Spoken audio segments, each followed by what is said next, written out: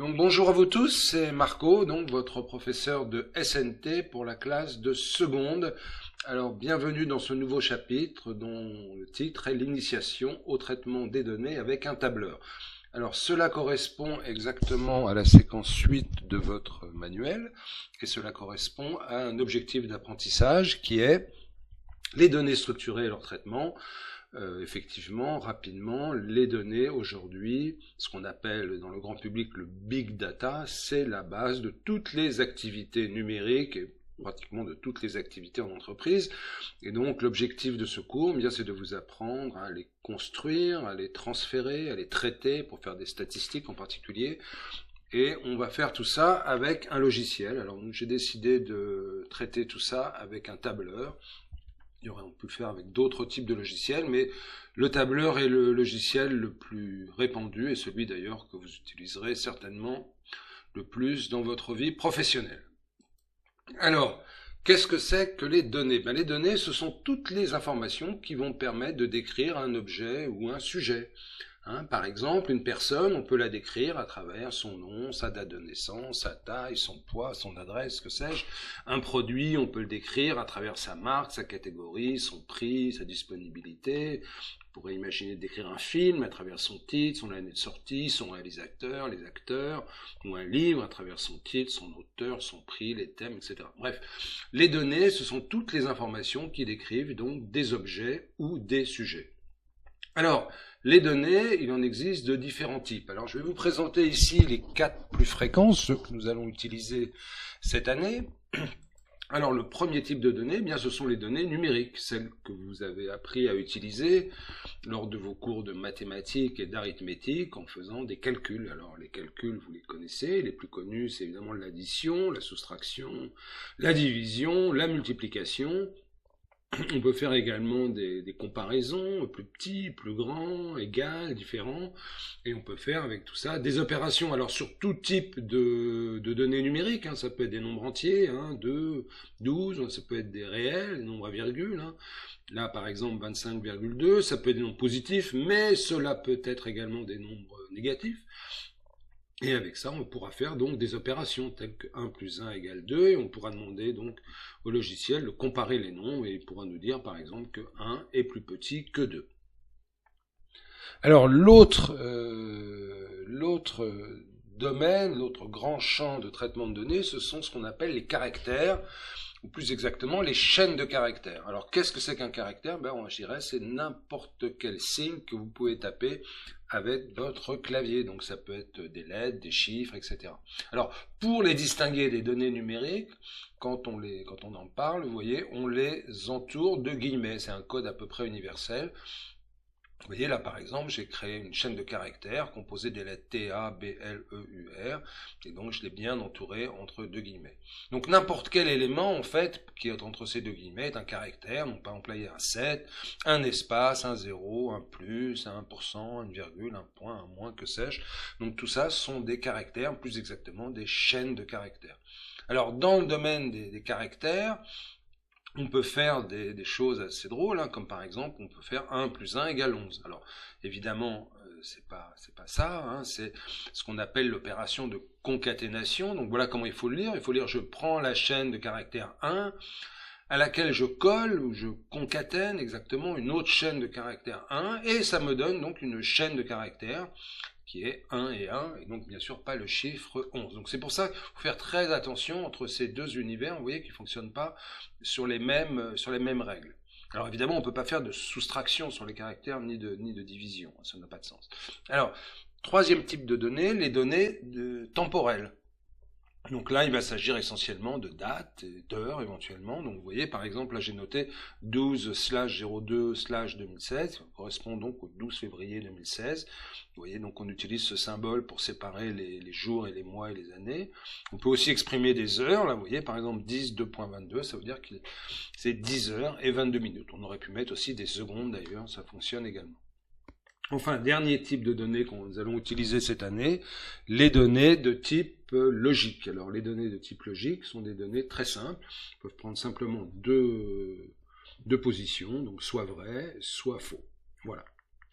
Alors, On va prendre un exemple. Par exemple, là, imaginons qu'on soit des données sur un club de sport. Alors voilà, par exemple, on a une donnée Charles, 12/5/2007, 84 vrai. Donc vous voyez donc la donnée de type caractère Charles au début, donc c'est bien des caractères. Hein. Ensuite, on a une donnée de type date, par exemple, c'est la date de naissance du Charles en question. On a ensuite, par exemple, son poids, qui est une valeur numérique, hein, 84. On peut faire des calculs dessus, on pourra calculer s'il est plus lourd ou moins lourd que d'autres membres du club. Et puis, une variable logique, vraie, là, qui indique, par exemple, qu'il est membre de notre club. Alors, c'est pas un hasard si je vous ai mis ça avec des virgules pour séparer les données, puisque c'est un format que nous allons utiliser pour passer les données d'un système à un autre, d'un logiciel à un autre, ce qu'on appelle le format CSV, donc c'est-à-dire que les fichiers qui contiendront ces données auront comme extension donc ces trois lettres CSV, qui veut dire en anglais donc Comma Separated Values. Voilà, et donc c'est comme ça que nous allons pouvoir échanger les données entre les différents logiciels. Alors, nous allons voir maintenant comment donc on peut créer un fichier de données de type CSV. Alors c'est assez simple, nous allons utiliser un petit logiciel, ce qu'on appelle éditeur de texte pour créer ce fichier, ce sera un texte tout simple, et on va simplement sur la première ligne donc nommer les différents champs, c'est-à-dire les différents types d'informations que l'on va avoir, qu'on va séparer par des virgules, et puis on va saisir les données ligne par ligne pour justement décrire les différentes données. Alors, voilà par exemple, j'ai imaginé que nous pouvions créer un petit fichier de produits. Alors, vous voyez, j'ai mis plusieurs champs, j'ai mis un premier champ d'identification, ce qui se fait en général au début avec des numéros comme ça pour les reconnaître, puis des catégories, des produits, des prix, et puis des quantités qui auraient été vendues par exemple en 2020, en 2021, en 2022. Et ensuite, vous voyez, je décris donc mes informations. Donc la première ligne, c'est des catégories fruits, il s'agit d'oranges, leur prix est de 25, j'en ai vendu 100 en 2020, 110 en 2021, 120 en 2022, puis ensuite, donc pareil, des citrons, puis des catégories légumes, des carottes, puis des légumes, et puis donc des avocats. Voilà, donc ce petit fichier, je vais simplement le sauver sur mon ordinateur, hein. Donc là je vais le mettre par exemple là dans traitement des données, et ce fichier-là, ce sera donc un ensemble de données que je vais ensuite pouvoir importer dans un tableur.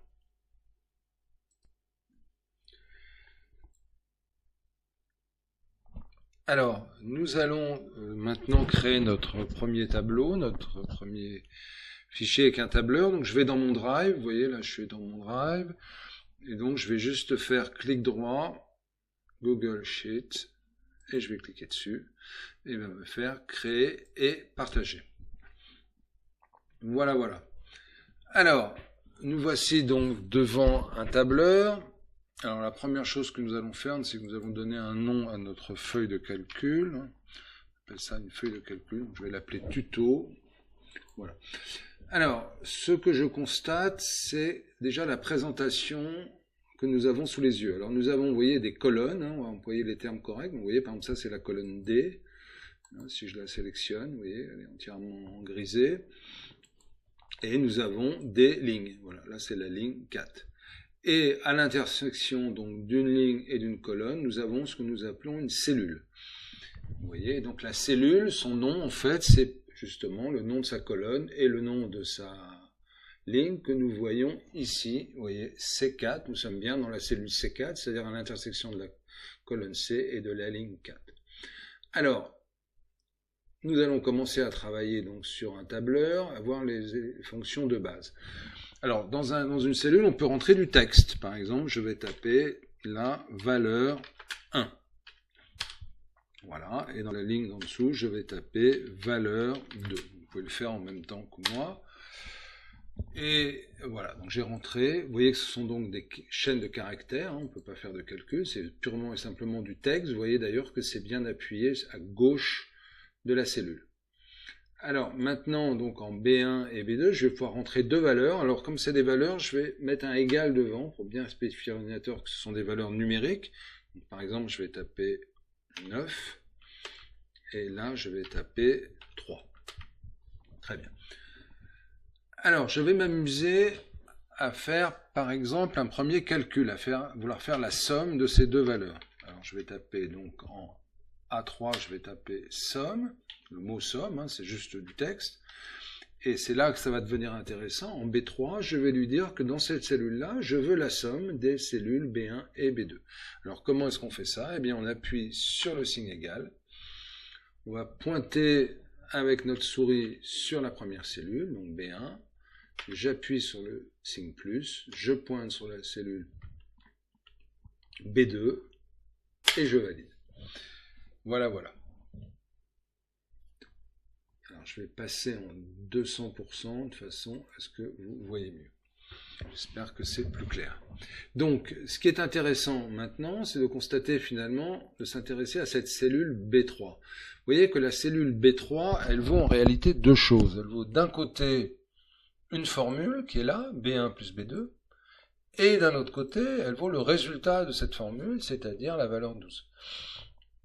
Et donc, ce qui est intéressant dans ce système de tableur, c'est que si je change une des deux valeurs, par exemple là, au lieu de mettre 9, eh bien, je sais pas, je mets 5 à la place, eh bien, ça va tout de suite recalculer, c'est-à-dire ça va bien me mettre que 5 plus 3 égale 8. Alors, vous pouvez vous entraîner en même temps que moi. On peut faire, par exemple, maintenant la soustraction de ces deux valeurs. Donc, la soustraction, eh bien, c'est la même chose. Je vais sur la cellule donc B4 et je dis que c'est égal à la cellule B1 moins la cellule B2. Et ça me donne bien la valeur 2. Évidemment, je peux faire aussi la multiplication. Toujours le même principe, c'est pour vous entraîner, hein, la multiplication. Eh bien, en B5, la multiplication, c'est égal à la valeur 1 multiplié, vous voyez que le multiplié se note étoile, par la valeur 2, 3. Donc ça fait bien 5 fois 3, 15. Et je peux faire aussi, évidemment, la division. La division, donc, c'est égal à la valeur 1 divisé par la valeur 2, c'est-à-dire 3, ce qui donne bien 1,66. Voilà, voilà. Donc ce qui est intéressant à ce stade, c'est de voir que tous les calculs s'opèrent automatiquement. Hein, par exemple là, si je mets un 9, eh bien vous voyez, 9 et 3, 12. 9 moins 3, 6. 9 fois 3, 27. Et 9 divisé par 3, ça donne bien 3. Voilà, donc ça c'est quelque chose de tout à fait fondamental à bien comprendre. Donc vous avez noté la notation de chaque cellule qui apparaît là, que je peux rentrer donc des valeurs numériques ou des caractères, et surtout que je peux rentrer des formules, et que quand je rentre des formules, vous voyez, je les fais toujours précéder du signe égal.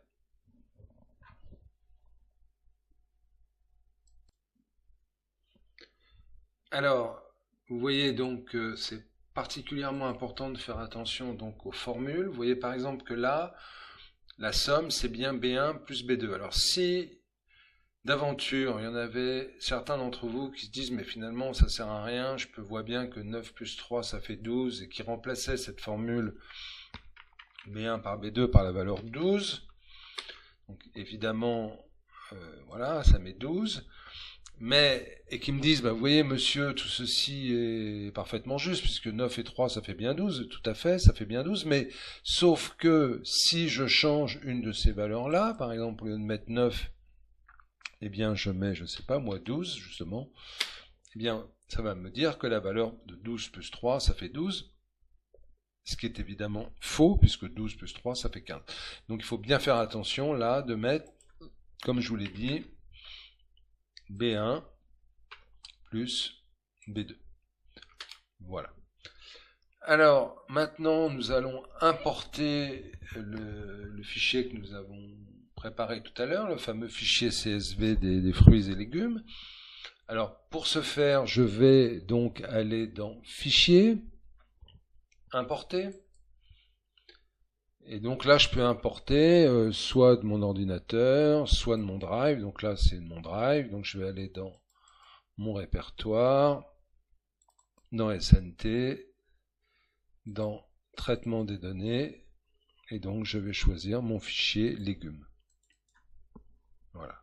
Alors là, j'ai le choix entre plusieurs options. Est-ce que je veux créer une nouvelle feuille de calcul? Ou est-ce que je veux l'insérer, remplacer? Je vais juste faire ajouter à la feuille active, ce qui est plus simple. Là, je peux choisir mes séparateurs. Bon, nous on a mis des virgules, ce qui est standard. Et donc, je n'ai plus qu'à importer mes données. Et donc, vous voyez, mes données sont parfaitement importées. Alors, on remarque tout de suite que ce qui est caractère est bien appuyé à gauche dans chaque cellule, hein, vous voyez, alors que ce qui est numérique ici est bien appuyé à droite. Hein. C'est un moyen de vous repérer pour voir si vous avez bien suivi, bien compris la différence entre les caractères et le numérique. Alors, je vais faire un petit exercice tout simple pour terminer. Je vais calculer le total vendu pour chaque produit. Donc, je vais inscrire dans cette colonne totale. Et je devais donc rentrer égal. Et donc je vais bien pointer sur chaque quantité. Donc la quantité 2020, plus la quantité 2021, plus la quantité 2022. Je valide. Et vous voyez qu'on me propose ici automatiquement de remplir avec la même formule les lignes qui suivent, ce que j'accepte évidemment. Voilà. Et donc j'ai mes résultats. Donc, ceci étant dit, je crois que nous avons terminé cette première vidéo. Donc si je synthétise, vous êtes capable de créer un fichier CSV, vous êtes capable de l'importer dans un tableur Google Sheet, et vous êtes capable de faire des petits calculs, par exemple d'addition, par exemple de soustraction, de multiplication, de division. Vous voyez, pour différentes formules. Et vous avez bien compris donc la différence qu'il y a entre une formule, hein, ici on voit bien la formule, entre l'addition des trois cellules et le fait de rentrer une valeur tout simplement dans une cellule. Voilà, donc je crois que c'est assez pour cette première vidéo et je vous donne rendez-vous très vite pour la seconde vidéo où nous ferons juste un petit point de passage, un petit pont entre Google Sheet et Excel. Et vous voyez là, j'ai pas mis de nom dans mon fichier, donc je vais le faire tout de suite. Ça se passe là-haut, vous voyez. Je vais mettre tuto si ce n'était pas fait. Voilà, je vous dis donc à très vite pour une seconde vidéo.